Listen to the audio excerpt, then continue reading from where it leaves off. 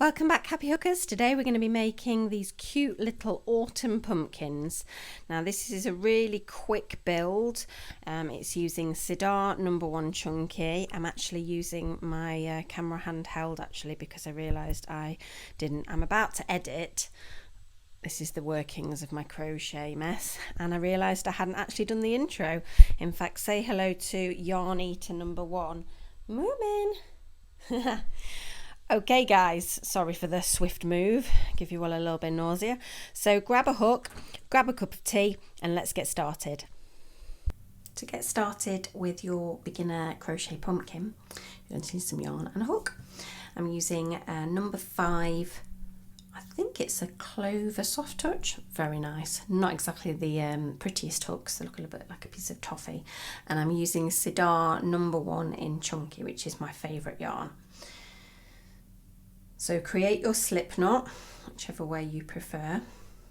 As I said, this is a beginner pumpkin, so really easy stitches.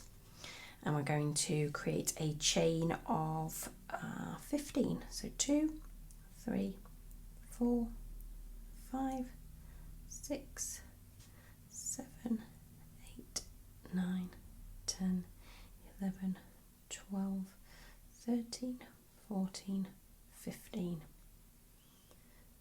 Perfect. So the first, and this is worked in turned rows. So the first stitch is a single crochet in the second chain from the hook. So we never work into the first chain from the hook, we always work into the second. So we're going to single crochet into that chain. I've actually got a dirty fingernail, that's ever so disgusting, I do apologise. There we go. We're then going to place 12 half double crochets all the way along. So we yarn over, we insert a hook into the next stitch, and we yarn over and we pull back through. We yarn over and we pull through all 3. So I'll try that one more time for you. We yarn over, we insert a hook into the next stitch, we yarn over and pull back through, leaving 3 loops on the hook, and then we yarn over and we pull through all 3. So yarning over first, then yarning over and pulling through all 3. So we've got 3 half double crochets. So we're going to need in total 12 half double crochets. So 1, 2, 3, 4, 5, 6. The man outside has finally finished mowing his lawn, but I think my next door neighbour's dog's about to start barking. But if you watch my videos, you know that we keep it real here and noises happen. Oh no, the mower started back up. If you can hear that rumbling.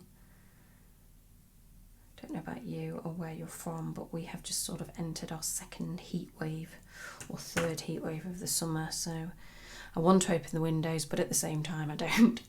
So here we go, let's have a quick recap. We've got our single crochet, we've got 1, 2, 3, 4, 5, 6, 7, 8, 9, 10, 11, 12 half double crochets, and we're going to end with a single crochet. So you're always going to end every row with a single crochet at either end. And you're always going to be placing 12 half double crochets in between. Seems simple? So I also have the easiest turn for you.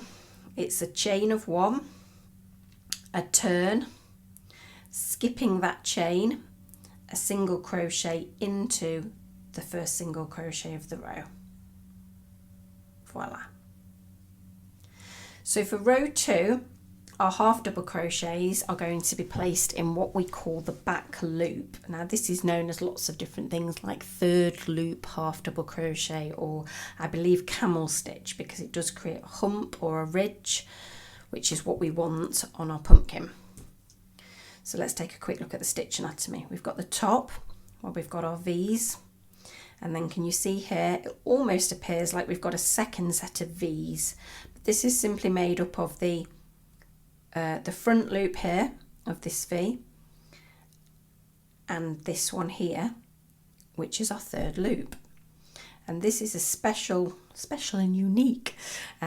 This is specific only to the half double crochet. Does it create this really nice effect? So it's a perfect building block for creating a ridge.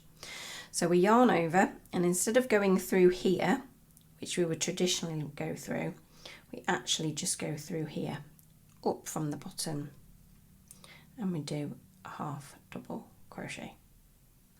And then we do that again. So we're not going into here, we're going into this one. And you'll know you're going into this one because it should be relatively simple to go through. If you're struggling and you're trying to force it, you're actually trying to go through this tiny smaller one just in front and not this one. So I would say if you've got relatively good tension in your crochet, you should know that actually you're definitely going through the correct one.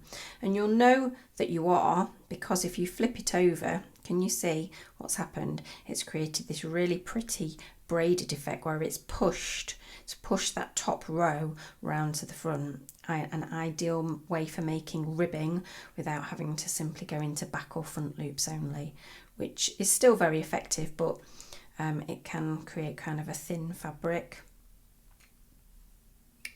Okay, so simply half double crocheting, third loop all the way along until we get to our end. Oh, my comb is spinning round.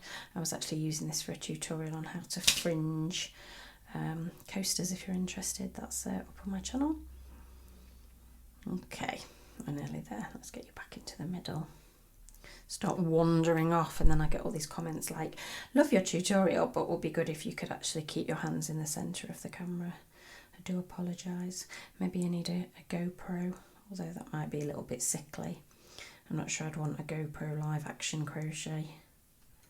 Okay, so I know that we've done 12 and we're back to the beginning, and this is our single crochet, and you'll know that it's your single crochet because it'll actually be really far down and it would have slipped because it's much smaller than the half double crochets, but that's okay because we want the ends to be smaller because our ends are going to form our top and our bottom. So when we're pulling it all together, it's going to really help that it's just a little bit smaller. So the last one, we're going to single crochet into properly the top of the stitch. And then you guessed it, a chain, a turn, and a single crochet straight back into that single crochet. Now this braid essentially is making the outside or the front of our pumpkin. Because this is a beginner pumpkin, we're going to create the next row with half double crochets simply into this stitch here. Just simply normal into, as we normally would, the top of the stitch. Because the back loop, if you like, or the third loop is only ever crocheted from the reverse, from the wrong side of the crochet. So right now, while we're going along the front, we know that we are only going into the top. We could go into the third loop here, but what it would do is it would create our braid on the back, which is beautiful if you've got reverse fabric, but because we don't have reverse fabric, we are simply having a wrong and a right side. There's really no benefit to doing that, and actually it's a lot quicker and easier to crochet into the top of the stitch as normal. So we're back to the beginning. Oh, I went right over here. We're back to the beginning, and we're going to place our single crochet into our last stitch. We're going to chain one, turn, single crochet into that first stitch, and now we're back to doing half double crochets in the third loop or the back loop to create our second row of braiding. I love calling it braiding. Call it whatever you like, braiding, chain, rib. I think braiding's a nice pretty, certainly if you're a lady crocheter. Okay, so we'll get to the end of this row, and then I will explain how many rows you need to make in order to create your pumpkin. And I'm doing a small one here. I can pop some dimensions or some figures if you wanted to create a much larger pumpkin. I mean, you could obviously size up hook wise and yarn wise. That's going to immediately create you a much bigger pumpkin, and it's probably going to be a better option to have a nice big chunky pumpkin. And I find do them in all different colours. I mean, yes, a few traditional orange ones do look nice, but I'm doing this one in white, although I do believe you can get white pumpkins. Okay, single crochet at the end, chain 1, turn, single crochet at the beginning. And can you see already it's starting to curve and have a smaller end? And we've got ourselves, can you see? Here's the first braid, here's the second braid. It's going to look really nice. Really, really nice. So what I want you to do is I want you to continue crocheting. When you're crocheting the front, you're placing a normal half double crochet. And when you're crocheting the back, I want you to use that third loop. And you're going to do this until you've created approximately, and I say approximately because it really doesn't matter when you decide to end or turn or finish, approximately 17 rounds, well, 17 rows.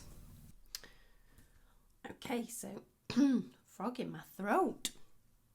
Okay, sip of tea. Oh, if you're wondering why I'm called Crocheting Tea, it's because I love tea and I'm drinking this at the moment. Chocolate, rooibos and vanilla. Really nice. So we've got our 17 rows, and so we've got our first row of half double crochets, and then our second was our braid.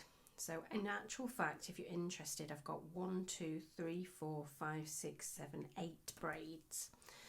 And I have ended on the wrong side here with my last final single crochet. So what we're going to do now is we're going to fold it with our right sides together. And we're going to turn it so our loop is on the right side. And we're going to identify the first stitch. Can you see here? First stitch. Now these stitches, because it is the bottom of a chain, you'll see the V's are very tiny, and it's almost like 2 pieces crisscrossing to make the holes. The best thing to do is look at these 2 bars here. Can you see? There's a little hole just above them. That's where we're going to be placing our stitches. So the first thing we're going to do is we're going to put our hook through here. We're going to take our loop and we're going to pull it through, and we've made essentially a slip stitch. We're then going to place our hook into the next stitch. We're then going to make sure that we've got our next stitch along, and we're going to slip stitch by pulling it through and pulling it through here. Sorry, I went off camera a bit there. So we're going to go in, into the next stitch, through both loops, and slip stitch. And you want to continue doing this all the way along. Now if you do get to the end and you've got your stitches a little bit wonky, then that's not a big deal, because you can give it a shuffle. If you're 2 or 3 off, then it's obviously going to be a problem. But what you can do at this point is, I mean, I can see that that's pretty decent. If you're sort of like this, then definitely you've gone into the wrong place and you've missed a couple of stitches, and you're going to want to amend that. So what I'm going to do is I'm going to carry on going through and slip stitching. Can you see I nearly went into that stitch, but I need to be careful because it is actually that stitch that is the next stitch along. So we slip stitch all the way along to the end. And if you want, you can go up a hook size for the slip stitch if you find it a little bit easier. Okay, so we're nearly there. A couple more. Ooh, struggling with that one. Okay, last couple. So one more. So I'm in the last half double crochet here, but I know that I've got this bit here, which was the very beginning, and can you see here, I know that I've still got my single crochet here to pick up, and that's always the one that slightly slips down the side. So I've got that and I've got that, and there we go. So pull up quite a big loop, and then what you can do is turn it inside, and it looks like a teeny weeny little cuff, doesn't it, for a cardigan. And there is our join, which if we look at the width between our two braids here, you'll see that it's not a million miles off the width of the braids either side. So what I would do is, I'm actually the other end here, there we go, is I will pull through my final loop and cut it off. So pull it all the way through, giving myself, I don't know, I've got maybe 1.5 foot there. And what we're going to do is we're going to tuck our tail end in from when we began, and we're going to get ourselves a darning needle. I love this set, John James Pebble. I think it's from Amazon. I'll pop a link down in the description. And we're going to thread that in. And then what we're going to do is we're going to do a running stitch. So if you're not familiar with stitching, that is essentially going in and out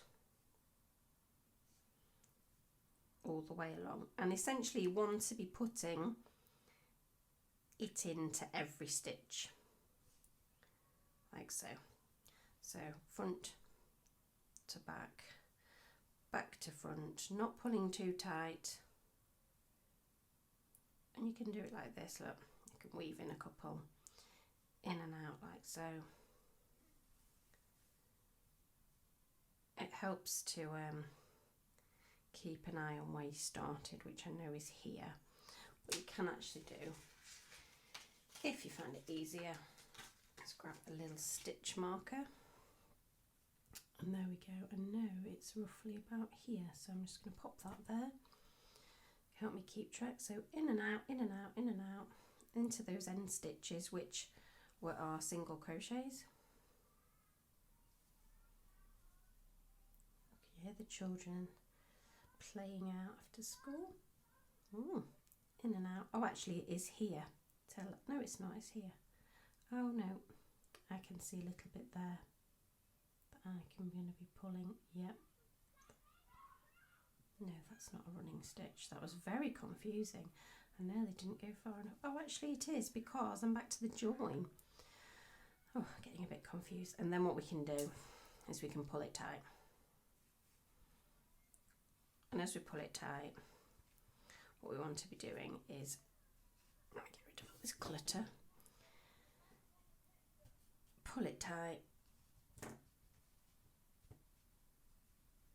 as tight as we can. There we go. And that's going to be either our top or our bottom. Now I'm going to make this my bottom. So I'm going to place a couple more stitches just through the centre. So I'm going to do one that way. I'm going to come around here. I'm going to do one this way. I'm going to pull it tight. Just kind of like that. And then what I'm going to do is I'm going to take it and I'm going to push it all the way up the centre like this. And then I'm going to bring it out to the side here, out to the seam. Now don't pull too tight, because it's actually got a long thread going all the way from the top to the bottom. And then you're going to need some fibre fill or polyfill, whatever you want to call it. Lots of animal stuffing, and it's simply a case of popping it in. Now you will know if you've overstuffed, because your stitches will start to stretch and you'll see your polyfill inside. Now, because I've used a size 5 hook, I do have some gaps, but I'm going to leave it about that because I don't want it too dense. I like mine quite squishy. So squish it down so that you've got a little bit of room here to actually feed your stitches in and out without picking up and catching your polyfill. So I'm going to pop that in the right place, and then I'm going to weave my needle all the way in and out. Let's have a little bit more room. Weave it in and out. The closer your stitches are together, the tighter and neater when you pull it, the closing will be. Now all you need to do now is decide what you're going to make the stalk of your pumpkin out of. You could use a little piece of driftwood, a little piece of cinnamon stick. You could even crochet a little piece to come out like this, which is actually part of this oak leaf. If you're interested, I'll pop a link at the end to how I made these lovely oak leaves. I've got a couple in orange. In fact, with a bigger pumpkin it would look quite cute to have a couple of these coming out the top. So now we're ready to pull tight, and I'm going to leave a little bit of a hole for this one because I'm going to find something to poke into that. But what we're going to do once we've once we've pulled this tight, is I'm going to secure it with just one stitch at the end here. And then what we need to do is we need to take our needle and place it all the way down to the bottom, like so. And you might find a little bit of resistance with the polyfill, but if you've got a blunt needle, you just need to give it a little bit more of a tug. And then what we're going to do is we're actually going to pull, and that's going to pull this in a little bit. But you can see it's only pulled one side in. So what I'm going to do then is I'm going to feed it back up and bring it up the other side. Ooh, there we go. And then take it back down again, and it's going to pull down the other side, so it just gives you that little bit of an indent at the top. There we go. And you can do this as many times as you want until you're satisfied that you've got a nice indent, perfect for placing. You see, I'm kind of feeling like I'm just going to go maybe one more time down this part here, and then I'm going to take it out the bottom and snip it off. There we go. So there we go. There's my last little indent. And then it's simply a case of fastening your stitch off with just a couple of stitches. Let's snip that off. And what I'm going to do is I'm going to kind of give it a bit of a squash, make it feel like it's got a bit more of a round character feel to it. And there we go. I'm very happy with that. Just need to find myself a little thing to pop in the top.